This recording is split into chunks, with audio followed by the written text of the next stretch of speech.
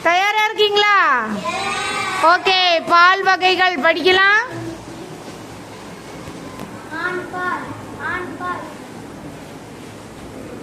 கவியரசன் ஆண்பால், குமரன் ஆண்பால், குழந்தை ஆண்பால், அப்பா ஆண்பால், முருகன் ஆண்பால், அவன் ஆண்பால், பெண்பால், அம்மா பெண்பால், தங்கை பெண்பால், கவிதா